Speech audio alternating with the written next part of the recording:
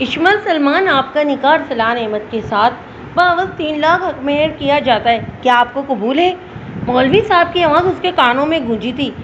اتنی بھی کیا جلدی ہے آپ کو مولوی صاحب کہ دولہے کا آنے کا انتظار بھی نہیں کیا آپ نے؟ اس سے پہلے کہ وہ اقرار میں جواب دیتی، جب کمرے میں ابھرتی ایک آواز سن کر وہ اپنی جگہ ساخت ہوئی تھی۔ جس بات کا ڈر تھا وہی ہوا تھا، وہ اس تک پہنچ چکا تھا۔ اشمل نے جھٹکے سے چہرہ اوپر اڑایا تھا، جس کی وجہ سے گھونگھٹ کی شکل میں لیا دوپٹہ شانوں پر ڈھلک گیا تھا۔ آہن رضا میر چہرے پر سب تاثرات سجا اسے غصے سے گر رہا تھا۔ اصلی سے لیس گارڈ اس کے پیچھے موجود تھے۔ مولوی صاحب آپ نکاح شروع کریں، میری بیٹی کا نکاح ارسلان سے ہی ہوگا۔ سلمان صاحب اسے دیکھ کر دل میں موجود ڈر کے باوجود اپنے لہجے کو مضبوط بناتے ہوئے بولے تھے۔ جب سلمان صاحب کی بات کو نظر انداز کرتے وہ شاہانہ چال چلتا آگے بڑھ کر اشمل کے ساتھ بیٹی سدرا کو ہٹنے کا اشارہ کرتا اس کے ساتھ جا بیٹھا تھا۔ تمہاری ہمت کیسے ہوئی یہاں آنے کی؟ ہاں؟ اشمل اس کی حرکت میں تیش میں آتی ہوئی ابھی بولی ہی تھی جب آہن کے اشارہ کرنے پر اس کے آدمیوں نے اشمل کے پاپا اور اس کے بھائی کے سر پر بندوق رکھی تھی۔ اشمل نے آنکھیں پھاڑے آہن کی طرف دیکھا تھا، جو ون کرتی نظروں سے اسے ہی دیکھ رہا تھا۔ اپنی خواہش پوری کرنے کے لیے میں کچھ بھی کر سکتا ہوں، اس کا ثبوت بھی تمہیں مل جائے گا اپنے باپ اور بھائی کو کھو کر۔ اگر تم نے میرے ساتھ نکاح سے انکار کیا تو بولو میرے ساتھ نکاح کے لیے۔ اس کی بات سنتے اشمل نے اپنی روتی آنکھوں سے سلمان صاحب اور احد کی طرف دیکھا اور بے بسی سے سر حسابت میں ہلایا تھا۔ اس کے علاوہ اس کے پاس کوئی راستہ جو نہیں بچا تھا۔ اشمل تم ایسا کچھ نہیں کرو گی، کرنے دو اسے جو یہ کرنا چاہتا ہے۔ سلمان صاحب غصے سے آہن کی طرف دیکھتے ہوئے چلائے تھے۔ دیکھیے سر، آپ لوگوں نے پہلے ہی فرار ہو کر اتنی بڑی غلطی کی ہے، اس کی سزا بھی باقی ہے۔ مزید کچھ نہ ایسا کریں جس پر آپ لوگوں کو پچھتانا پڑے۔ معاف تو میں کسی کو کرتا نہیں۔ آہن نے سخت لہجے میں انہیں باور کرایا تھا۔ بیٹا پلیز خدا کے لیے ایسا مت کرو، میری بیٹی تم سے نکاح نہیں کرنا چاہتی، کیوں کر رہے ہو زبردستی؟ چھوڑ دو انہیں۔ اسما بیگم روتے ہوئے اس کے سامنے ہاتھ جوڑتے ہوئے بولی تھی۔ وہاں موجود باقی لوگ بالکل خاموشی سے اپنی جگہ ڈرے بیٹھے تھے، کوئی بھی ان کے معاملے میں گھس کر اپنی جان خطرے میں نہیں ڈالنا چاہتا تھا۔ دیکھیے والدہ صاحبہ، آپ میرے لیے بہت قابل عزت ہیں، ایسا مت کریں اور اس سب کا فائدہ بھی نہیں ہے۔ جب میں اپنی مرضی پر کرنے پر آؤں تو میری سگی ماں بھی مجھے نہیں روکتی، کیونکہ وہ جانتی ہے کہ میں اپنا کہا پورا کر کے رہوں گا۔ سو پلیز یہ سب کر کے مجھے شرمندہ کرنے کی ناکام کوشش بالکل مت کریں۔ وہ ازلی ڈٹائی سے بولتا ہوا انہیں خاموش کروا گیا تھا اور اشمل کا دوپٹہ پکڑ کر واپس گھونگھٹ کی طرح اس کے چہرے پر ڈال دیا تھا۔ جب اس کے اشارے پر مولوی صاحب نے نکاح پڑھانا شروع کیا تھا، وہ کچھ ہی دیر میں نہ چاہتے ہوئے بھی اشمل سلمان سے اشمل آہن رضا میر بن چکی تھی۔ اشمل ڈارلنگ ٹیبل پر آتے ہوئے بولی تھی۔ اشمل آرام سے بیٹھ کر کھانا کھاؤ، یہ کیا طریقہ ہے ناشتہ کرنے کا؟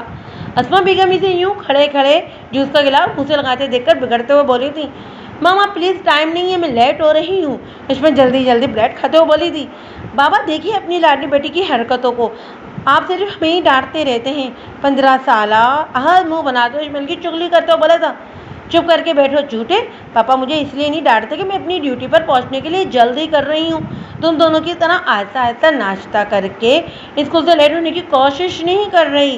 اشمل اسے لتاڑتے ہوئے بولی۔ سلمان صاحب ان کی باتوں پر مسکراتے ہوئے خاموشی سے بس ناشتہ کر رہے تھے۔ آپی، لیکن آپ اس بات سے بھی انکار نہیں کر سکتے کہ آپ بابا کی جو ہے کچھ زیادہ ہی فیوریٹ ہیں۔ اوما منہ چڑھاتے ہوئے بولی، کیونکہ وہ دونوں اس بات سے بہت جیلس ہوتے تھے کہ ہمیشہ سے اشمل خان جو ہے سلمان صاحب کی لاڈلی جو رہی تھی۔ ہاں تو تم لوگ بھی بنو نا فیوریٹ، میں نے کم منع کیا ہے، پر اس سے پہلے اپنی شرارتی کم کرنی پڑیں گی تم لوگوں کو، جو کہ تم دونوں کے لیے کافی مشکل کام ہے۔ اوکے میں جا رہی ہوں۔ ان دونوں نے باتوں میں لگا کر نا مجھے مزید لیٹ کروا دیا ہے۔ اشمل سلمان صاحب اور اسما بیگم کا گال چوم کر ان سے دعائیں لیتی ان دونوں کو گھورتی جلدی سے وہاں سے نکل گئی تھی۔ سلمان صاحب اور اسما بیگم کی 3 اولادیں تھیں۔ سب سے بڑی اشمل سلمان، جو MBBS کرنے کے بعد اب ایک پرائیویٹ ہاسپٹل میں جاب کر رہی تھی، جس کا شمار شہر کے بڑے ہاسپٹل میں ہوتا تھا۔ اس سے چھوٹی ہما سلمان تھی، جو انٹرمیڈیٹ کرنے کے بعد اب اس میں جانے کا ارادہ رکھتی تھی۔ سب سے چھوٹا سلمان تھا، جو میٹرک کا اسٹوڈنٹ تھا۔ سلمان صاحب ایک سرکاری ملازم اور سفید پوش انسان تھے۔ ان کی زندگی کا بسر بہت اچھے طریقے سے ہو رہا تھا۔ وہ اپنے چھوٹے سے گھرانے میں بہت خوشحال اور مطمئن تھے۔ دیکھیں آپ ICU کے سامنے ایسے گند اٹھا کر کھڑے نہیں ہو سکتے، پلیز آپ اس طرف چلے جائیں۔ نرس مسکین سی صورت بنا کر ان کے ہٹنے کٹے گارڈ کو دیکھتے ہوئے بولی تھی، جو اس کے کتنی بار کہنے کے بعد بھی اپنی جگہ سے ہلے تک نہیں تھے۔ جب تک میرے بیٹے کے بارے میں کوئی اچھی خبر نہیں مل جائے یہ لوگ یہاں سے کہیں نہیں ہلیں گے۔ کیا کر رہے ہیں یہ ڈاکٹر اندر؟ اتنی دیر سے بتاتے کیوں نہیں ہیں کچھ؟ حسنین رضا میر پریشانی اور بے چینی کے ساتھ بولے تھے، ان کا جان سے عزیز اخلوتا بیٹا ICU میں تھا۔ نشے میں گاڑی چلانے کی وجہ سے اس کا بہت برا ایکسیڈنٹ ہوا تھا۔ اطلاع ملتے ہی وہ اپنے بھائی فرقان رضا میر کے ساتھ گارڈ کو لے کر شہر کے لیے نکل آئے تھے، لیکن ڈاکٹر انہیں کچھ بتا ہی نہیں رہے تھے کہ اس وقت سے ان کی جان سولی پر لٹکی ہوئی تھی۔ ڈاکٹر کیسا ہے میرا بیٹا؟ اتنی دیر کیوں لگ رہی ہے اندر؟ ڈاکٹر شہریار اور ڈاکٹر اشمل جو ہیں ICU سے نکلتا دیکھ کر حسنین رضا جلدی سے ان کی طرف پھڑتے ہوئے بولے تھے، دیکھیں ان کے بازو پر جو کافی گہری چوٹ آئی اور کچھ کانچ کے ٹکڑے ٹوٹ کر بازو میں پھنس گئے تھے، جس کی وجہ سے ہمیں سرجری کرنی پڑی ہے، لیکن اب خطرے کی کوئی بات نہیں، انہیں روم میں شفٹ کیا جا رہا ہے، تھوڑی دیر میں ہی انہیں ہوش آ جائے گا۔ ڈاکٹر شہریار نے تفصیل سے بتاتے ہوئے ان کی پریشانی دور کی تھی۔ حسنین رضا سکا سانس لیتے اور پیچھے ہٹے تھے۔ فرقان رضا کو گھر میں انفارم کرنے کا کہا تھا، جہاں سے کتنی بار فون آ چکا تھا، وہاں پر بھی سب بہت پریشان تھے۔ گھر کی عورتوں کا اس طرح ہاسپٹل آنے میں کی اجازت جو نہیں تھی۔ اشمیل یہ جو پیشنٹ ہے کل جس کا ایکسیڈنٹ ہوا ہے کچھ زیادہ ہینڈسم نہیں ہے یار، اس کی آنکھیں ہی بندے کو اپنا دیوانہ بنا دیتی ہیں، کاش تمہاری جگہ میری ڈیوٹی لگی ہوتی۔ سدرا اس کے ساتھ اسٹاف روم کی طرف جاتے ہوئے ٹھنڈی آہ بھرتے ہوئے بولی تھی، جب اسے اشمل بس دیکھ کر ہی رہ گئی۔ صبح سے 4 ڈاکٹر پہلے ہی یہ سب بیان کر چکی تھی، کاش واقعی میری جگہ تمہاری ڈیوٹی لگ جاتی، کیونکہ کل سے اس نے مجھے اتنا تنگ کر کے رکھا ہوا ہے، ایک دن میں ہی دماغ خراب کر دیا ہے میرا، اور دیکھتا ایسے گھور گھور کرے، اگر وہ میرا پیشنٹ نہ ہوتا تو میں بتاتی اسے۔ اشمل دانت پیستی ہوئی بولی تھی، ویسے ڈسچارج کب ہو رہا ہے؟ اس نے سدرا اس کی اکتاوی شکل دیکھ کر بولی تھی، ابھی تو اس کے بازو کا زخم جو کافی گہرا ہے، شاید کچھ دن لگ جائیں۔ اشمل صوفے پر بیٹھ کر سامنے بڑی فائل اٹھاتے ہوئے بولی تھی، ڈاکٹر صاحبہ روم نمبر 27 کے پیشنٹ میڈیسن نہیں لے رہے ہیں، کہہ رہے ہیں مجھے بازو میں درد ہو رہا ہے، ڈاکٹر کو بلاؤ۔ نرس اس کا پیغام سناتے ہوئے بولی تھی، اس بندے کے ساتھ مسئلہ کیا ہے آخر؟ چلو تم میں آ رہی ہوں۔ اشمل نے زور سے فائل ٹیبل پر پٹکی تھی، کیونکہ کل سے اسے پیشنٹ نے ایسے ہی اس کی ناک میں دم کر کے رکھا ہوا تھا۔ جب سدرا نے اس کے چڑھنے پر اپنی مسکراہٹ چھپانے کی ناکام کوشش کی تھی، ہاں ہنس لو تم، اللہ کرے تمہیں بھی کوئی ایسا پیشنٹ ملے تو تمہیں سمجھ آئے، اور لگتا ہے یہ پہلی بار ہاسپٹل میں آیا ہے جس کو یہ نہیں پتا کہ ڈاکٹر فل ٹائم کسی ایک پیشنٹ کے پاس کھڑے ہو کر اسے انٹرٹین نہیں کر سکتی۔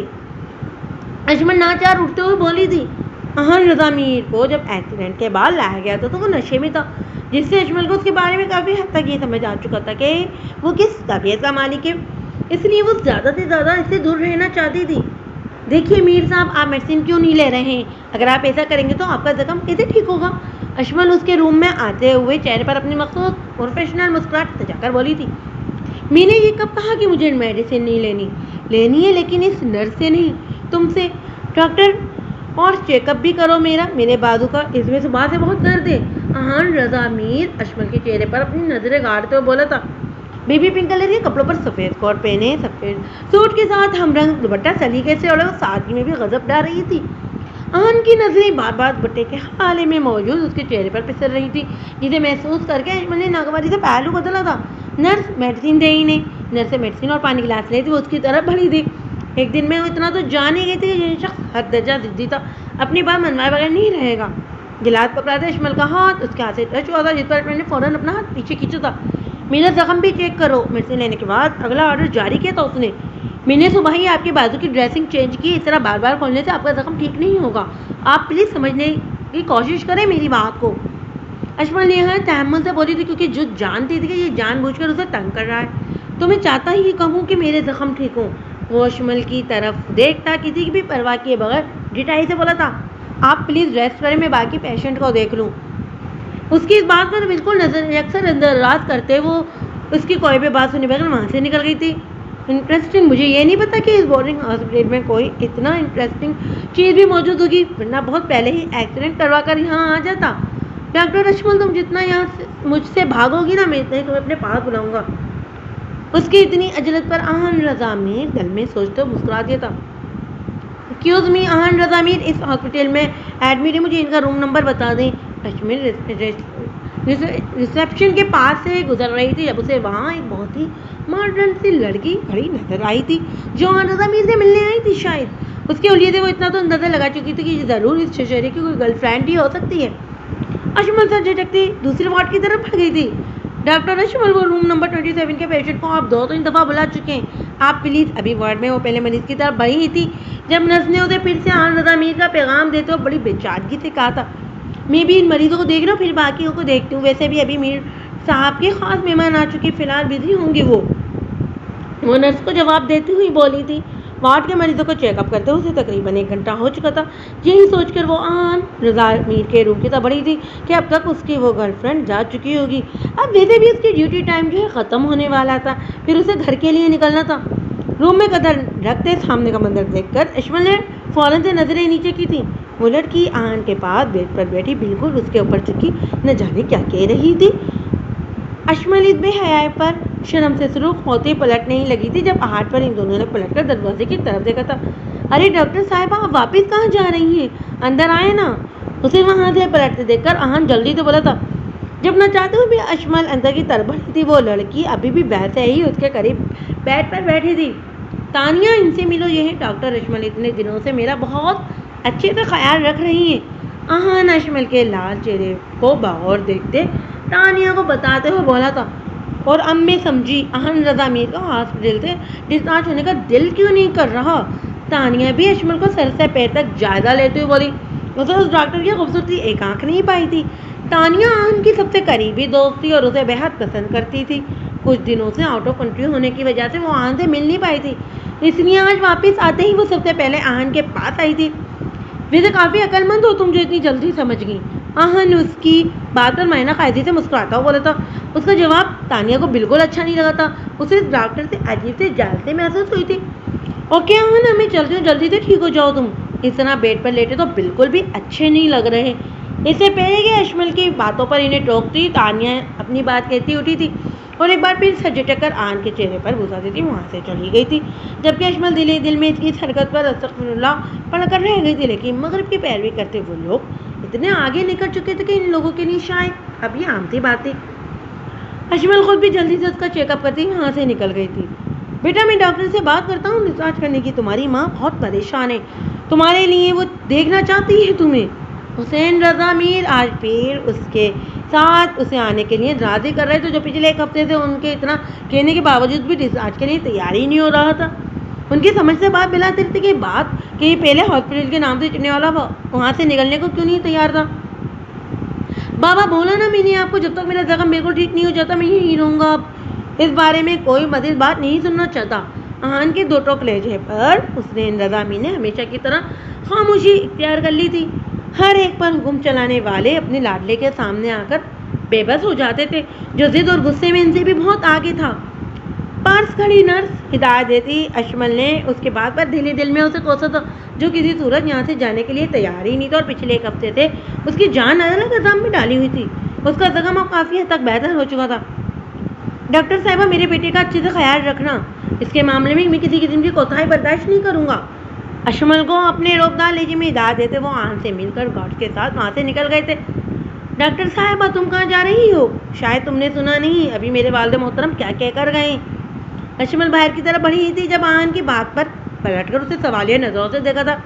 میڈیسن دے تو دی ہے آپ کو، اس سے زیادہ آپ کا اور کیسے خیال رکھا جائے.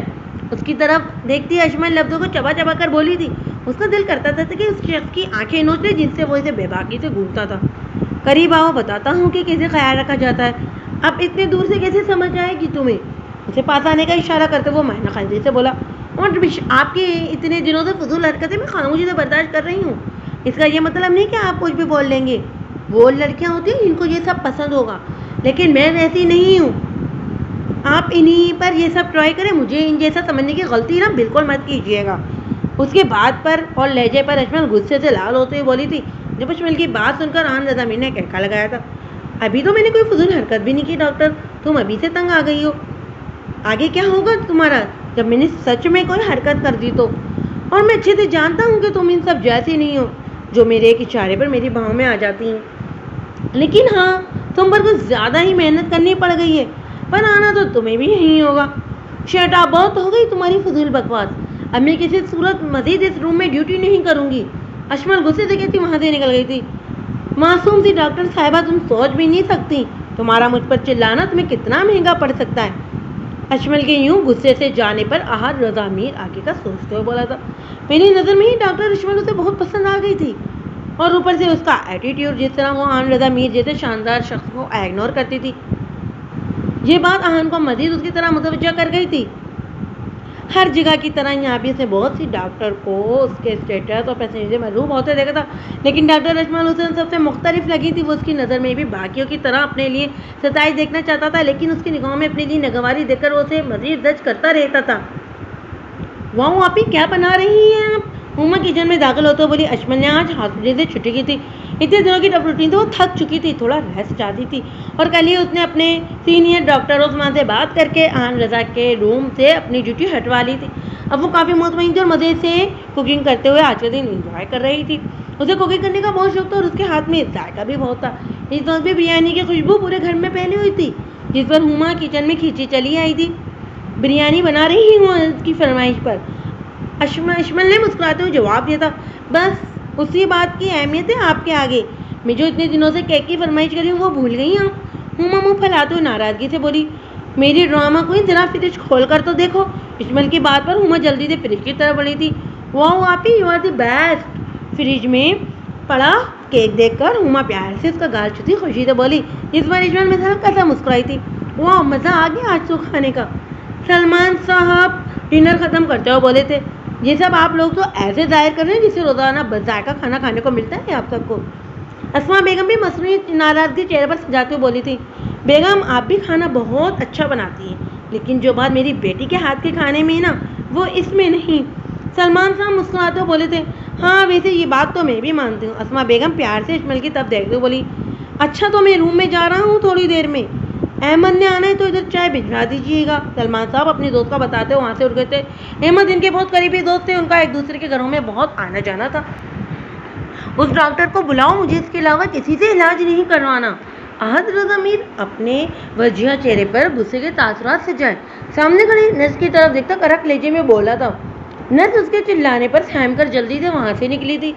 ڈاکٹر اشمل پچھلے دنوں سے اس کے روم میں نہیں آئی تھی، اس کا مطلب یہی تھا کہ وہ اپنے کہے کے مطابق اپنی ڈیوٹی ہٹوا چکی تھی وہاں سے۔ ڈاکٹر اشمل آپ کو ڈاکٹر عثمان بلا رہے ہیں۔ وہ ابھی اپنی ڈیوٹی کر کے سدرا کے ساتھ کینٹین میں آ کر بیٹھی ہوئی تھی جب وارڈ بوائے اس کے پاس آتا ہوا بولا، اوکے انہیں کہیں میں تھوڑی دیر تک آتی ہوں۔ اشمل کو شدت سے چائے کی طلب ہو رہی تھی، چائے پیے بغیر اٹھنے کا اس کا بالکل دل نہیں کر رہا تھا۔ وہ روم نمبر 27 کے پیشنٹ نے نا بہت ہنگامہ کھڑا کیا ہوا ہے، اس لیے ڈاکٹر عثمان کا کہنا ہے کہ ابھی اور اسی وقت ادھر پہنچیں۔ اس کو نہ اٹھتا دیکھ کر وارڈ بوائے پھر بولا تھا۔ اس کے بعد سنتے اشمل کی چائے کی طرف جاتے ہاتھ وہیں رکے تھے، آنکھوں میں ناگواری کی بھی لہر اٹھی تھی۔ میں نے کہا تھا نا امیر صاحب دیوانے ہو چکے ہیں تمہارے، اسی صورت اپنے روم سے تمہاری ڈیوٹی نہیں ہٹنے دیں گے۔ سدرا اس کا غصے سے لال چہرہ ہوتا دیکھ کر بولی تھی۔ جب اس کی بات کا جواب دیے بغیر اشمل غصے سے اٹھی تھی۔ ڈاکٹر عثمان اپنے روم کے باہر ہی کھڑے ملے تھے۔ سر آپ نے بلایا مجھے؟ روم کے دروازے کی طرف دیکھتی وہ خود پر کنٹرول کرتی بولی تھی۔ اچھے سے جانتی تھی انہوں نے یہاں اسے کیوں بلایا تھا۔ ڈاکٹر اشمل معذرت کے ساتھ، لیکن میں نے آپ کی اس روم میں ڈیوٹی واپس لگا دی ہے، اگر یہ معاملہ میرے بس میں ہوتا تو میں ضرور آپ کے ساتھ تعاون کرتا۔ اشمل نے ڈاکٹر عثمان کی طرف نگاہ اٹھا کر دیکھا تھا، جو اس ہاسپٹل کے مالک ہونے کے باوجود بھی اس رئیس زادے کے سامنے کافی بے بس لگ رہے تھے۔ اشمل کو اپنا آرڈر سناتے اس سے نظر چراتے ہوئے وہاں سے نکل گئے تھے۔ اشمل نے جیسے ہی روم میں قدم رکھا، اس کی نظر سامنے ہی بیڈ پر تکیوں سے ٹیک لگا کر بیٹھے احد رضا میر پر پڑی تھی، جو چہرے پر فاتحانہ مسکراہٹ سجائے شوق نظروں سے اسے دیکھ رہا تھا۔ مجھ سے پیچھے چھڑوانے کی ناکام کوشش کرنا چھوڑ دو ڈاکٹر اشمل سلمان، اسے سامنے کھڑے دیکھ کر جتانے والے لہجے میں بولا تھا، پھر بیڈ سے اٹھتا اس کے سامنے کھڑا ہوا۔ جب تم بالکل ٹھیک ہو چکے ہو تو جاتے کیوں نہیں ہو یہاں سے؟ اشمل سٹرا کر اس کی طرف دیکھتے ہوئے بولی، ٹھیک؟ کس نے کہا کہ میں ٹھیک ہوں؟ بلکہ تم نے تو مجھے مزید اپنا بیمار بنا دیا ہے۔ احد اس کی آنکھوں میں دیکھتا ہوا بولا، دیکھو پلیز، میں نا تمہارے ٹائپ کی لڑکی نہیں ہوں، میں ایک بہت ہی سادہ اور شریف دار گھرانے کی لڑکی ہوں، پلیز تمہارے اس بہیو سے میری کافی بدنامی ہو سکتی ہے۔ اشمل تحمل سے سمجھاتے ہوئے بولی تھی، کیونکہ ہاسپٹل میں وہ اپنے بارے میں احد کی حرکتوں کی وجہ سے کچھ غلط باتیں سن چکی تھی۔ ہاں، تو تمہارے کہنے کا مطلب ہے کہ میرا گھرانہ شریف نہیں ہے؟ اس کا اپنی ہی بات کا مطلب نکالتا وہ مذاق اڑاتے ہوئے بولا تھا۔ جب اشمیل نے اتنی سنجیدہ بات کے ایسے جواب پر غصے سے اس کی طرف دیکھا تھا، آن کی نظریں اس کے غصے سے پھولے ہوئے چہرے پر ٹکر رہ گئی تھی، اور جب بھی غصے میں ہوتی تھی اس کے گلابی نرم نرم پورے گال مزید پھول جاتے تھے۔ وہ اس وقت بھی یہی ہوا تھا جب اس کے قریب کھڑے آن رضا امین نے بے خودی میں ان کو چھونے کے لیے ہاتھ بڑھایا تھا، لیکن اس کا ارادہ بھانپتے اشمیل اس کا ہاتھ جھٹکتے پیچھے ہوئی تھی۔ اپنا ہاتھ جھٹکے جانے پر آن نے غصے سے اشمیل کی طرف دیکھا تھا، زخم کی پرواہ کیے بغیر اس کے دونوں ہاتھوں کو اپنی گرفت میں لیا تھا۔ چھوڑو میرے ہاتھ، تمہاری ہمت کیسے ہوئی مجھے چھونے کی؟ چھوڑو ورنہ میں شور مچا دوں گی۔ اشمیل اس سے ہاتھ چھڑانے کی کوشش کرتے چلائی تھی۔ اوکے مچاؤ شور، مجھے تو کوئی فرق نہیں پڑے گا، پر تم وہ ہاں کیا کہہ رہی تھی؟ بدنامی ہو سکتی ہے۔ اس کی دونوں کلائیوں کو ایک ہاتھ کی گرفت میں لیتے دوسرے سے اس کا گال چھوڑا تھا۔ اشمیل نے فوراً اسے اپنا چہرہ پیچھے کیا تھا۔ تمہارا یہ انداز نا میرے اندر موجود تمہیں حاصل کرنے کے جذبات کو مزید ہوا دے رہا ہے، اس لیے میری بات کان کھول کر سن لو۔ اب سے تم پر صرف میرا حق ہے، اور ہاں دنیا دکھاوے کے لیے باقی کی جو فارمیلٹیز ہوتی ہیں وہ بھی میں جلد ہی پوری کر دوں گا۔ ابھی تو میں جا رہا ہوں اس ہاسپٹل سے، لیکن میری بات یاد رکھنا، تم صرف میری ہو۔ اس کی کلائیوں کو سخت گرفت سے آزاد کرتے ہوئے اس پر ایک گہری نظر ڈالتا وہ وہاں سے نکل گیا تھا۔ اس کے کچھ بہت امپورٹنٹ کام پینڈنگ میں تھے، اس لیے وہ مزید یہاں نہیں رک سکتا تھا۔ اشمیل نے اپنی کلائیوں کی طرف دیکھا جو اس شخص کی گرفت کی وجہ سے لال ہو چکی تھی، اور دوپٹے سے اپنے گال کو رگڑتی پریشانی سے سر پکڑتی وہیں بیٹھ گئی۔ بیٹا تم ریسٹ کر لو کچھ دن، کام تو ہوتا ہی رہے گا۔ ابھی 2 دن تو ہوئے تمہیں ڈسچارج ہوئے، اور تب سے مسلسل کام میں مصروف ہو۔ حسنین رضا امیر اس کی طرف دیکھتے فکر مندی سے بولے تھے۔ میں بھی تو اسے کب سے یہی کہہ رہی ہوں، پر میری بات کب سنتا ہے یہ؟ ہاجرہ بیگم بھی بیچارگی سے اس کی طرف دیکھتے ہوئے بولی تھی۔ میں بالکل ٹھیک ہوں اور اتنے دنوں سے ریسٹ ہی کر رہا ہوں۔ آہان ان کی بات پر سپاٹ انداز میں بولا تھا۔ پہلے آپ دونوں مجھے یہ بتائیں کہ یہ ہینا کی شادی کا کیا معاملہ ہے؟ جب میں نے آپ لوگوں کو منع کر دیا تھا کہ انکار کر دیں ان لوگوں کو کہ ہینا کی شادی وہاں نہیں ہوگی، میرے چند دنوں کی بے خبری میں آپ لوگوں نے اس کی بات بھی پکی کر دی۔ میرا صرف ایکسیڈنٹ ہوا تھا، مرا نہیں تھا میں۔ آہان ان کی طرف دیکھتا سر تاثرات کے ساتھ بولا تھا۔ اللہ نہ کرے کسی غلط بات منہ سے نکال رہے ہو۔ دیکھا حسنین آپ نے، میرے بیٹے کے آتے کے ساتھ ہی ان کے ماں بیٹوں نے کان بھر دیے، اس سے ہماری چغلی کی ہے۔ ہاجرہ بیگم غصے سے پہلو بدلتے ہوئے بولی تھی۔ تو کیا غلط کیا انہوں نے؟ اگر آپ کی سگی بیٹی ہوتی تو کیا آپ اس کے ساتھ بھی ایسے ہی کرتی؟ آن رضا ہاجرہ بیگم کی بات پر ان کی طرف دیکھتے ہوئے بولا تھا۔ لیکن میں ان لوگوں کو زبان دے چکا ہوں۔ ان کی بات پر حسنین رضا میر فوراً بولے، تو یہ بات آپ کو پہلے سوچنی چاہیے تھی۔ آپ تو جیسے بھول ہی بیٹھے ہیں کہ وہ دونوں آپ کی سگی اولادیں۔ لیکن جو بھی ہے، میں اس بارے میں مزید کوئی بحث نہیں کرنا چاہتا۔ ہینا کی شادی وہاں بالکل نہیں ہوگی۔ سیاست کو آگے بڑھانے کا کوئی اور طریقہ ڈھونڈیں آپ۔ ہینا کی شادی وہاں ہوگی جہاں میں چاہوں گا۔ حسین رضا میر کو تنزیہ انداز میں دیکھتا بابر کرتا وہاں سے اٹھ گیا تھا۔ دیکھا کیسے آتے ہی میرے بیٹے کو ان لوگوں نے پٹیاں پڑھا دی، اور آپ کا کہنا ہے کہ بیچاری ہیں وہ؟ بیچاریاں ایسی ہوتی ہیں؟ ہاجرہ بیگم اپنا پلان خراب ہونے پر غصے سے بناتے ہوئے بولی، جبکہ حسنین رضا میر اس وقت خاموش رہنا ہی بہتر سمجھا تھا۔ کیا میں اندر آ سکتا ہوں؟ آہان رضا دروازے پر ہلکا سا نوک کرتے ہوئے بولا۔ میری جان آؤ، وہاں کیوں کھڑے ہو؟ آسماں بیگم آہان کی آواز سنتے خوشی سے بیٹھتے ہوئے بولی تھی۔ ماشاء اللہ بیٹا، کیسی طبیعت ہے تمہاری؟ تمہارے ایکسیڈنٹ کا سن کر تو دل بہت بے چین تھا، اب تمہیں اپنے سامنے سے سلامت دیکھ کر سکون آیا ہے۔ آسماں بیگم اس کی پیشانی پر بوسہ دیتے ہوئے بولی، جبکہ ان کی اتنی محبت پر وہ بس مسکرا کر رہ گیا تھا۔ دیکھ لیں پھر آپ کی دعاؤں کی وجہ سے ہی میں بالکل ٹھیک آپ کے سامنے کھڑا ہوں۔ آہن ان کا ہاتھ تھام کر محبت سے بولا تھا۔ ایک بات پر میں آپ سے ناراض ہوں، اتنی بڑی بات ہو گئی یہاں اور آپ نے مجھے بتایا تک نہیں۔ اس کا یہی مطلب ہے نا کہ آپ مجھے اپنا بیٹا نہیں سمجھتی۔ آہن اس کی طرف دیکھتا ناراضگی سے بولا تھا۔ ایسی بات نہیں ہے بیٹا، تم جانتے تو ہو کہ تم مجھے اپنی سگی اولاد سے بھی بڑھ کر عزیز ہو۔ میں کسی قسم کا کوئی فساد نہیں چاہتی، اس لیے خاموش رہنا ہی بہتر سمجھا۔ آسماں بیگم نظریں چراتے ہوئے بولی، اب وہ اسے ہاجرہ بیگم کی دھمکی کے بارے میں کیا بتاتی جو انہوں نے آہن کو کچھ بھی نہ بتانے کے لیے دی تھی۔ وہ نہیں چاہتی تھی کہ آہن کو کچھ بھی پتہ چلے۔ السلام علیکم بھائی، مجھے پورا یقین تھا کہ آپ ضرور آئیں گے۔ حفیظہ آہن کو آسماں بیگم کے پاس بیٹا دیکھ کر چہکتے ہوئے آگے بڑھی تھی۔ کیسی ہے میری گڑیا؟ آن اسے بازو کے گھیرے میں لیتے ہوئے محبت سے بولا۔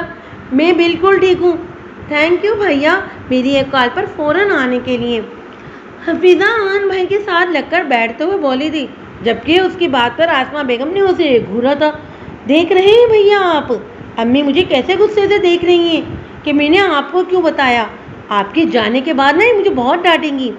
حفیظہ منہ بناتی ان کی شکایت کرتے ہوئے بولی تھی، بالکل بھی نہیں امی، میری گڑیا کو کسی نے نہیں ڈانٹنا، بہت اچھا کیا ہے اس نے مجھے انفارم کر کے، اور آئندہ بھی ایسا ہی کرنا ہے۔ آن نے حفیظہ کی سائڈ لیتے ہوئے کہا تھا، جس پر آسمہ بیگم بس ہولے سے مسکرائی تھی۔ ہینا نظر نہیں آ رہی، کہاں ہے وہ؟ آن نے ہینا کی غیر موجودگی کو نوٹ کرتے ہوئے پوچھا۔ آپ ہی اپنے کمرے میں ہیں، حفیظہ کے بتانے پر آن اس کی طرف بڑھ گیا تھا۔ دروازے کی آواز پر ہینا نے سر اٹھا کر دیکھا تھا، لیکن سامنے کھڑے آن کو دیکھ کر وہ روتے ہوئے بھاگ کر اس کے گلے لگی تھی۔ بھیا بھیا مجھے یہ شادی نہیں کرنی، ہینا اس کے ساتھ لگی روتے ہوئے بولی تھی۔ رونے کی ضرورت نہیں ہے، تمہارا بھائی زندہ ہے، ابھی تمہارے ساتھ کسی قسم کی ناانصافی نہیں ہونے دوں گا۔ آن کی بات پر ہینا نے سرخ آنکھیں اٹھا کر اس کی طرف دیکھا تھا۔ بابا نے میرا رشتہ طے کر دیا ہے، ہینا آنسو کے درمیان بولی۔ میں سب جانتا ہوں اور میری بابا سے بات بھی ہو چکی ہے، اب ایسا کچھ نہیں ہوگا، اس لیے اب یہ رونا بند کر دو۔ آہن نے اس کے آنسو صاف کرتے ہوئے پیار سے کہا تھا، جس پر ہینا نے آنکھوں میں حیرانگی لیے اس کی طرف دیکھا۔ آپ سچ کہہ رہے ہیں؟ اس کی بات پر آہن نے ثابت میں سر ہلایا تھا۔ تھینک یو بھائی، آپ واقعی بہت اچھے ہیں۔ ہینا خوشی سے بھرپور لہجے میں بولی، اسے اپنا یہ بھائی جان سے بڑھ کر عزیز تھا، جو ایک گھنے سائے کی طرح ہر وقت ان کے لیے موجود ہوتا تھا۔ جب اسے خوش دیکھ کر آہن بھی مسکرا دیا تھا۔ حسنین رضا میر کی والدین کی ہدایت ہو چکی تھی، جو ان کے لیے کروڑوں کا ورثہ چھوڑ کر گئے تھے۔ حسنین رضا میر بہن بھائیوں میں سب سے بڑے تھے، ان سے چھوٹی ان کی بہن سفینہ تھی، جو شادی کے بعد اپنے گھر میں آباد تھی۔ ان سے چھوٹے فرقان رضا میر تھے، جن کی شادی کے کچھ مہینوں بعد ان کی بیوی کی ایک ایکسیڈنٹ میں ڈیتھ ہو چکی تھی، جس کے بعد بہن بھائیوں کے بار بار کہنے پر بھی انہوں نے دوسری شادی نہیں کی تھی۔ دوسری بیوی سے ان کی 3 اولادیں تھیں، 2 بیٹے اور 1 بیٹی۔ حسنین رضا میر نے پہلی شادی اپنے والدین کی مرضی سے اپنی یتیم ماموزاد آسمہ بیگم سے کی تھی، جس سے اتنے سال اولاد نہ ہونے کی وجہ سے انہوں نے اولاد کی خواہش میں دوسری شادی اپنی چچا زاد حاجرہ بیگم سے کی تھی۔ حاجرہ بیگم ایک بہت ہی تیز خاتون تھی۔ حاجرہ بیگم نے احد رضا میر کو جنم دے کر حسنین رضا میر اور اس پوری حویلی پر اپنا قبضہ جما لیا تھا۔ کچھ عرصے بعد آسمہ بیگم کے ہاں ہینا اور پھر حفیظہ کا جنم ہوا، لیکن وہ حسنین رضا میر کو بیٹا نہیں دے پائی تھی اور نہ ہی کبھی حاجرہ بیگم جیسا مقام حاصل کر پائی تھی۔ حاجرہ بیگم نے اور ان کی بیٹیوں کی حیثیت حویلی میں بالکل ملازموں کے برابر رکھی ہوئی تھی۔ وہ ہر وقت انہیں کسی نہ کسی طرح عزت کرنے اور نیچے دکھانے کے چکروں میں لگی رہتی تھی۔ احان شروع سے ایسا طبیعت کا مالک تھا، گھر کا ماحول اسے بہت ڈسٹرب کرتا تھا۔ کچھ حاجرہ بیگم کی طبیعت کا بھی اثر تھا کہ وہ کافی ضدی اور ہر درم ہو گیا تھا۔ اس سارے ماحول سے تنگ آ کر وہ زیادہ تر ہاسپٹل میں رہنے لگا، جہاں وہ کافی بری صحبت کا شکار ہو چکا تھا۔ پھر کچھ عرصہ لندن میں رہنے کے بعد وہ گھر لوٹا تھا۔ گھر کا ماحول بھی ویسا ہی تھا جیسا وہ چھوڑ کر گیا تھا، بلکہ اب تو آسمہ بیگم کے ساتھ ساتھ ان کی بیٹیوں کو بھی ٹارچر کیا جا رہا تھا۔ یہ سب دیکھنا مزید احان کے بس میں نہیں تھا۔ اس نے حسنین رضا میر سے کہہ کر آسمہ بیگم کو حویلی میں ایک الگ پورشن دلوا دیا، جہاں اور کچھ تو نہیں، لیکن وہ حاجرہ بیگم کے ہر وقت کے تانوں سے محفوظ تھی۔ ان کے حالات دیکھ کر آسمہ بیگم اور اپنی دونوں بیٹیوں سے کافی قریب ہو گیا تھا، اور اپنی سگی ماں کی حرکتوں نے اسے جو ہے اس سے کافی دور کر دیا تھا۔ یہ سب دیکھ کر حاجرہ بیگم نے آسمہ بیگم کو مزید تکلیف پہنچانا شروع کر دی تھی۔ وہ سمجھتی تھی کہ آسمہ بیگم انہیں ان کے بیٹے سے دور کر رہی ہے، اور اسی وجہ سے انہوں نے ہینا کا رشتہ ایک کافی بڑی عمر کے شخص سے طے کروا دیا تھا۔ آہن کو جیسے ہی حفیظہ کے ذریعے پتہ چلا تو وہ فوراً وہاں پہنچا تھا اور ان دونوں کو یہ سب کرنے سے باز رکھا تھا۔ آسمہ بیگم کو شروع سے ہی آہن بہت پیارا تھا، اور اب اس کے اتنا خیال و عزت دینے پر تو وہ مزید انہیں عزیز ہو گیا تھا۔ ڈاکٹر اشمیل یہ آپ کے لیے آئے ہیں۔ اشمیل صدرہ کے ساتھ راؤنڈ لے کر واپس آ رہی تھی جب نرس نے اس کے پاس آتے سرخ گلابوں کا فریش بوکے اس کی طرف بڑھایا۔ میرے لیے کس نے بھیجا؟ اشمیل حیرت سے بوکے تھامتی بولی، جبکہ نرس لائن سے سر ہلاتی آگے بڑھ گئی تھی۔ ویسے جس نے بھی بھیجا ہے نا بہت خوبصورت ہے، ادرا پھولوں کی خوشبو سونگتی ہوئی بولی تھی۔ इशमल बुके को ऊपर नीचे करके देखती रही थी कि भेजने वाले का कुछ तो होगा कि बीच में उसने जोर से हाथ हिलाया था, जब उसमें से एक छोटा सा कार्ड निकलकर नीचे गिरा दिया। झुककर कार्ड उठा था, इशमल ने खोलकर देखा। कार्ड पर लिखे अल्फाज देखकर इशमल ने नागवारी से बुके को उठाकर पास पड़े डस्टबिन में डाल दिया था। ये क्या किया तुमने? दिखाओ मुझे क्या लिखा है इस पर। अशमल जो कार्ड के टुकड़े टुकड़े करने वाली थी, सिदरा उसके हाथ से लेती हुई बोली, अहान रजा मीर की तरफ से पहला नजर। इससे पहले कि सिदरा आगे बढ़ती, इशमल कार्ड उसके हाथ से छीन कर टुकड़ों के तकसीम करके डस्टबिन में फेंकती आगे बढ़ गई थी। ये शख्स समझता क्या है खुद को? घटिया, लोफर, इडियट। अशमल गुस्से से स्टाफ रूम से अपना पर्स उठाती बढ़ाते हुए हम निकली थी, जब उसी वक्त उसका फोन बजा था। गुस्से में बिना अनजान नंबर पर गौर के इशमल ने फोन अटेंड करके कान से लगाया था। हाय स्वीट हार्ट, कैसी हो? कैसे लगे मेरे फ्लावर्स? फोन स्पीकर से उभरती आवाज़ सुनते ही इशमल ने गुस्से से दांत बीचे थे। तुम्हारे पास मेरा नंबर कैसे आया और तुम्हारी हिम्मत कैसे हुई मुझे इतनी फजूल लफ्ज़ों से पुकारने की? इशमल स्टाफ रूम से निकलते गुस्से से बोली थी। नंबर क्या? मैं तो तुम्हारा सारा बायोडाटा मालूम करवा चुका हूँ। डॉक्टर गुलशन कॉलोनी में रहती हो, वालिद साहब एक सरकारी मुलाजिम हैं, 2 छोटे बहन भाई हैं, हुमा और अहद। और सच, मैं तो अपनी होने वाली सासू माँ का तो जिक्र करना तो भूल ही गया। वो एक घरेलू और सादा किस्म की खातून है। और रही बात ऐसे पुकारने की, तो बंदा अपनी होने वाली को कैसे पुकारे? कोई अच्छा तरीका है तो बताओ, वो ट्राई कर लेता हूँ मैं। अहद तब से उसकी बात का जवाब देता उसे मजीद तपा गया था। ये क्या बकवास है? जैसा तुम सोच रहे हो ना, वैसा कुछ नहीं हो सकता। अशमल उसे इस तरह सब घर वालों के बारे में सुनकर घबराते हुए बोली थी। वो तो उसके सोच से भी ज़्यादा बढ़कर शातिर साबित हुआ था। शायद वो तो कोई ज़्यादा ही हल्के में ले रही थी। देखते हैं फिर किसकी सोच बुरी होती है। और हाँ, ये आइंदा ये रेड कलर पहनते नजर ना हो तो मुझे। इस कलर में तुम्हें देखने का हक सिर्फ मेरा। इशमल चलते हुए बाहर आ चुकी थी। जबान की बात पर उसने जल्दी से इधर उधर देखा, जब उसकी नज़र उस फासले पर खड़ी ब्लैक शीशों वाली मर्सिडीज पर पड़ी थी। इस तरह मुझे ढूंढने की कोशिश मत करो। अगर मैं सामने आ गया तो तुम्हारे लिए बड़ी मुश्किल होगी। वैसे भी इस कलर में जितनी तुम खूबसूरत लग रही हो ना, मुझे खुद पर कंट्रोल करना काफ़ी मुश्किल हो जाएगा।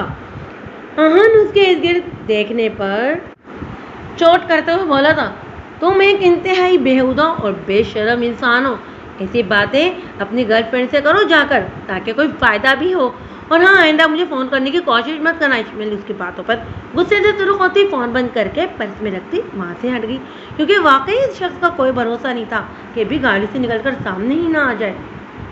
वो घर आकर बगैर खाना खाए सीधे अपने रूम में गई थी और तब से मुसलसल कमरे में परेशानी से इधर से उधर चक्कर लगा रही थी, लेकिन उसके तो कुछ समझ में ही नहीं आ रहा था कि वो क्या करे।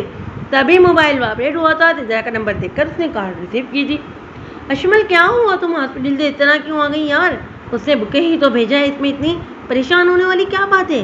कब तक वो ऐसा करेगा? जब तुम्हारी तरफ से कोई रिस्पॉन्स नहीं आएगा तो वो खुद ही पीछे हट जाएगा। सिदरा उसे समझाते हुए बोली थी। सिदरा, ये शख्स ऐसे टलने वाला नहीं है। तुम नहीं जानती हो, वो मेरे बारे में एक एक बात मालूम करवा चुका है। मुझ पर नजर रखे हुए है वो। इतनी आसानी से मेरा पीछा नहीं छोड़ने वाला। मेरी तो कुछ समझ में ही नहीं आ रहा। बाबा हार्ट पेशेंट है, इन्हें मैं किसी सूरत कोई टेंशन नहीं दे सकती। और मम्मा, वो तो वैसे ही हर बात की इतनी टेंशन लेती हैं। और तो अभी तो वैसे ही घर में मेरे रिश्ते की बात चल रही है, तुम तो जानती हो ना। इशमल शदीद परेशानी में बोली थी। कह तो तुम ठीक रही हो, बात तो वाकई परेशानी वाली है। वैसे एक आइडिया है मेरे पास, क्या पता काम कर जाए।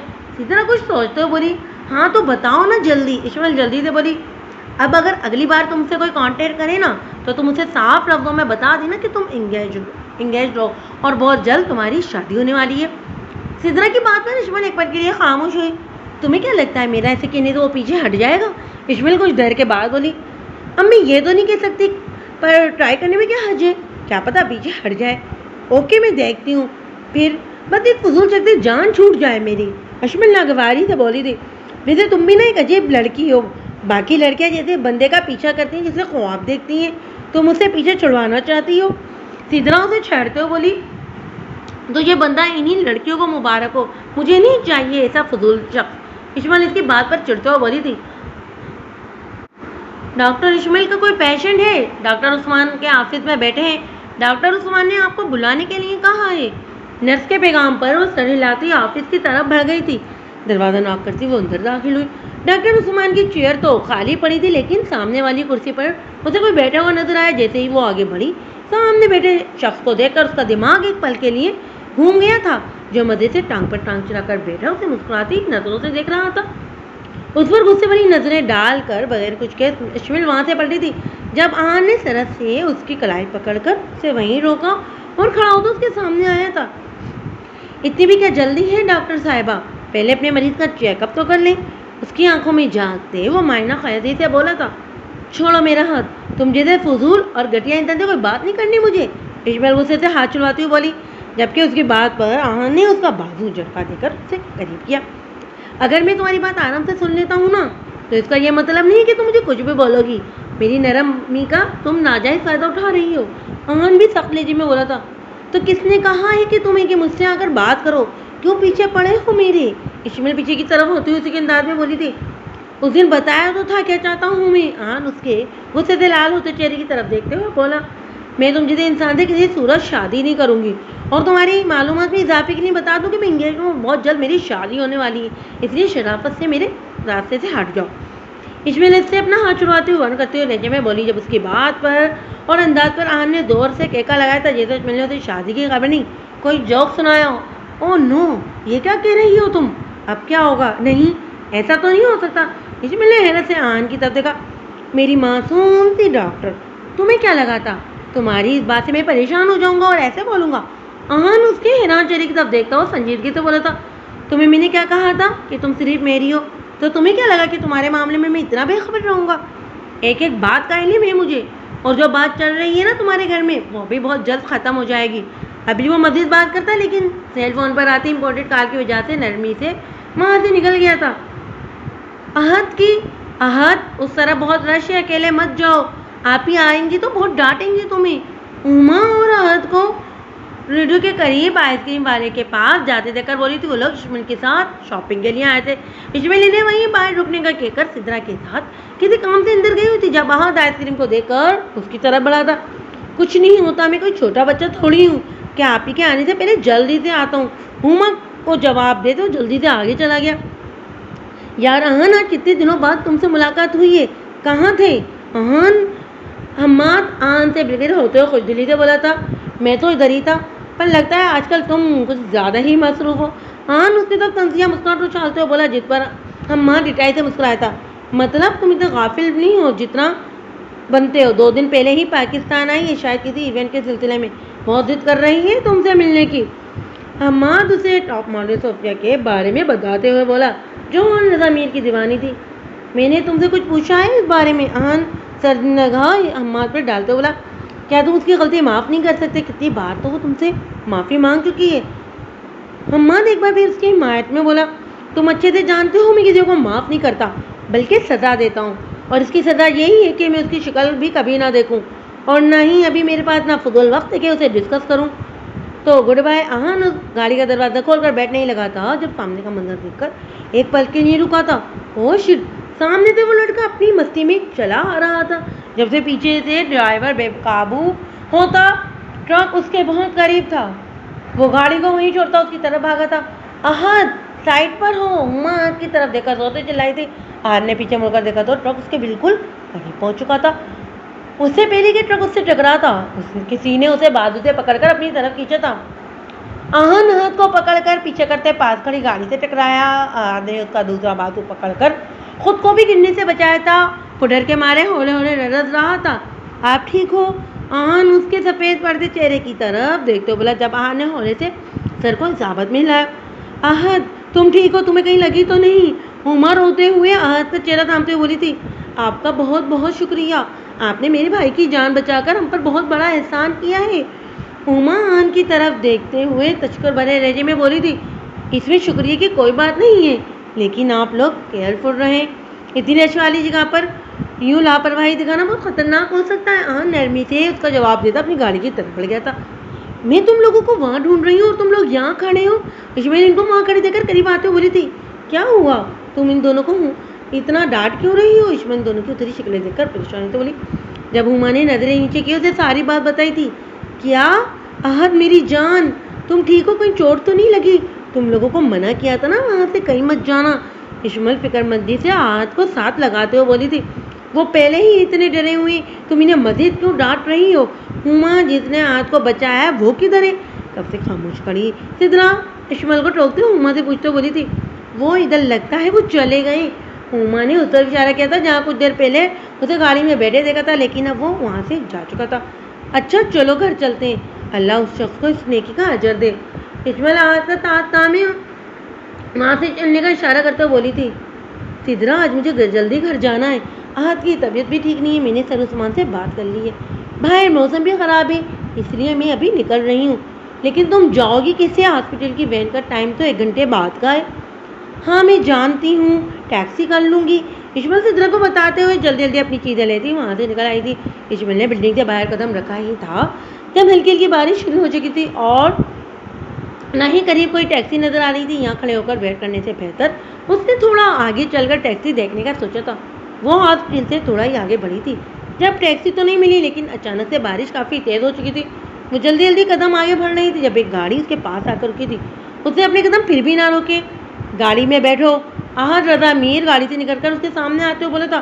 اس کے اچانک سامنے آنے کی وجہ سے اشمل کو مجبوراً رکنا پڑا تھا، ورنہ ضرور اس کے چوڑے سینے سے ٹکرا جاتا۔ میرے راستے سے ہٹو، میں یوں کسی بھی ایرے کی گاڑی میں نہیں بیٹھتی۔ اشمل سر تاثرات کے ساتھ بولی، ہر بات میں بحث کرنا ضروری ہے کیا؟ خاموشی سے بیٹھو گاڑی میں، سب لوگ تمہاری طرف دیکھ رہے ہیں جو کہ میں کسی صورت برداشت نہیں کروں گا۔ آن نے ایک نظر اس کے بھیگے وجود پر ڈالی تھی، اس کے کپڑے بالکل گیلے ہو کر چپک گئے تھے۔ آس پاس سے گزرتے لوگوں کی نظریں اشمل پر پڑتی دیکھ کر آن کے کشادہ پیشانی پر موجود سلوٹوں میں اضافہ ہوا تھا۔ اسے اپنی جگہ سے ہلتا نہ دیکھ کر آن نے آگے بڑھ کر اس کا بازو پکڑنا چاہتا جب وہ ایک دم پیچھے ہوتی۔ تم ہوتے کون ہو مجھ پر حق جتانے والے؟ کس حق سے مجھے چھوتے ہو، میرے قریب آتے ہو؟ تم بھی تو میرے لیے نامحروم ہو جیسے باقی سارے لوگ ہیں، پھر میں کیوں بیٹھی ہوں تمہارے ساتھ؟ اشمل شدید غصے سے چلاتے ہوئے بولی تھی۔ وہ آن رضا میر تھا جس کے ایک اشارے سے لوگ اس کے قدموں میں ڈھیر ہو جاتے تھے۔ کسی کی اتنی جرت نہیں تھی اس کی بات سے انکار کرے۔ اس کے سامنے اونچی آواز میں بولنے والا دوبارہ بولنے کے لائق نہیں بچتا تھا، لیکن یہ لڑکی اس کی کمزوری بن چکی تھی، جس کا اتنا چیخنا چلانا آرام سے برداشت کر لیتا تھا۔ وہ نہیں جانتا تھا کہ وہ اس سے محبت کرتا ہے یا نہیں، لیکن وہ آن رضا میر کو پہلی نظر میں ہی بھا گئی تھی، کسی بھی صورت اسے حاصل کرنا چاہتا تھا۔ اس بات کا بھی جواب تمہیں بہت جلد مل جائے گا، مگر اس وقت تو تمہیں میری گاڑی میں بیٹھنا ہی ہوگا۔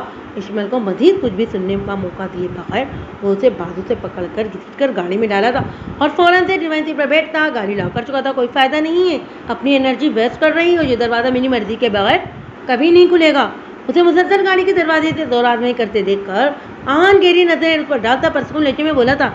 آہن اس کی گہری بے باک نظریں خود پر محسوس کرتی خود میں سمٹی دروازے سے چپک کر بیٹھ گئی تھی۔ اس کی احتیاطی تدابیر پر شدید مون خراب ہونے کے باوجود بھی آہن کے چہرے پر مسکراہٹ بکھر گئی تھی۔ تھوڑی دیر پہلے اس کی باتوں پر غصہ آیا تھا جو شاید ختم ہو چکا تھا۔ آہن اپنی کیفیت پر الجھا تھا، وہ سمجھنے سے قاصر تھا کہ اس لڑکی کو سامنے دیکھ کر وہ کیوں ایسا ہو جاتا ہے، اس کی اتنی سخت باتوں کے باوجود بھی اسے کچھ کیوں نہیں کہتا۔ وہ ایسا تو کبھی نہیں تھا۔ اپنی ہی سوچوں کو جھٹکتے آہن نے ڈرائیونگ پر اپنی توجہ مرکوز کی تھی۔ شدید بارش کی وجہ سے گاڑی چلانا کافی مشکل ہو رہا تھا کہ اچانک سامنے سے گاڑی بہت اسپیڈ سے کراس کرتی گزری تھی۔ اگر آہن جلدی سے گاڑی کو لیفٹ سائڈ پر نہ موڑتا تو ٹکراؤ یقینی تھا۔ اس زوردار جھٹکی کی وجہ سے اشمل کا سر آہن کے کندھے سے ٹکرایا تھا اور دوسرے ہاتھ سے بے اختیاری میں اشمل نے اس کے بازو کو تھاما تھا۔ اگر وہ ایسا نہ کرتی تو واپس گاڑی کے ڈور سے ٹکرا بیٹھتی۔ گاڑی کو نارمل پوزیشن میں لاتے آہن نے اپنے سالے کی اشمل کی طرف دیکھا تھا جب اشمل نے جلدی سے پیچھے ہوتی سیدھی ہو کر بیٹھی تھی۔ دیکھ لو ڈاکٹر صاحبہ، اب تو تم خود میرے قریب آئی ہو، بعد میں پھر نہ الزام لگانا مجھ پر کہ میں نے کچھ کیا ہے۔ آہن اس کے سر پڑتے چہرے کی طرف دیکھتا مائنہ خیزی سے بولا تھا، مجھے کوئی شوق نہیں ہے تمہارے قریب آنے کا، یہ سب تمہاری وجہ سے ہوا ہے۔ اگر گاڑی چلانی نہیں آتی تو مت چلاؤ، دوسروں کی جان خطرے میں ڈالنے کی کیا ضرورت ہے؟ یا پھر اس دن کی طرح کوئی نشہ تو نہیں کیا ہوا؟ کیونکہ تمہارے جیسے آوارہ مزاج اور حوث پرست انسان سے یہ امید بھی کی جا سکتی ہے۔ اشمل کی بات پر غصے سے تیز آواز میں بولی تھی۔ جب اس کی بات سنتے آہن نے زور سے بریک پر پاؤں رکھا تھا، گاڑی سائڈ پر روکتے اس کی طرف مڑا تھا۔ تمہیں بہت شوق ہے نا مجھ پر الزام لگانے کا؟ تو ہاں ہوں میں اس وقت نشے میں، جانتے ہو میں ایک نشے اور حوث پرست انسان ہوں، کچھ بھی کر سکتا ہوں اتنا لڑکی کے ساتھ۔ آہن بازو سے پکڑ کر اشمل کو اپنے بے حد قریب کرتے ہوئے بولا۔ اس کی گرم سانسوں سے اشمل کو اپنا چہرہ جھلستا ہوا محسوس ہوا تو اشمل کو شدت سے اپنے لفظوں کی رنگینی کا احساس ہوا تھا۔ چھوڑ دو، مجھے درد ہو رہا ہے، اشمل اسے پیچھے دھکیلتے ہوئے بولی۔ اس کے ساتھ گر سے اشمل کو اپنا بازو ٹوٹتا ہوا محسوس ہوا۔ کیا ہوا؟ اب لگاؤ مجھ پر کوئی نیا الزام۔ اشمل کو آج پہلی بار اس سے خوف محسوس ہوا تھا۔ واقعی وہ اس کے ساتھ کچھ بھی کر سکتا تھا۔ اس کی آنکھوں میں آنسو دیکھ کر آن نے اس کا بازو چھوڑتا سیدھا ہو بیٹھا تھا اور گاڑی کو ہوا کی اسپیڈ پر بھگاتے اس کے گھر کے سامنے روکی تھی، کیونکہ جتنے غصے میں نا وہ اس وقت تھا زیادہ دیر خود پر کنٹرول نہیں رکھ سکتا تھا۔ دشمن شکریہ ادا کرتی خدا کا جلدی سے باہر نکلی تھی۔ اس کے اترتے ہی آن نے پہلے سے بھی زیادہ تیز اسپیڈ میں گاڑی آگے بڑھائی تھی۔ جب دشمن اس کے جنونی انداز پر گھبرا کر گھر کے اندر داخل ہو گئی تھی۔ اتنی اداس کیوں بیٹھی ہو تم؟ میرا مشورہ مانو اور بتا دو بھیا کو کہ تم عارفین بھائی کو لائک کرتی ہو۔ حفیظہ ہینا کے پاس ٹینٹ پر آتے ہو بولی، حفیظہ آہستہ بولو، کبھی تو کوئی کام سوچ سمجھ کے کر لیا کرو، کسی نے سن لیا تو نئی مصیبت آ جائے گی۔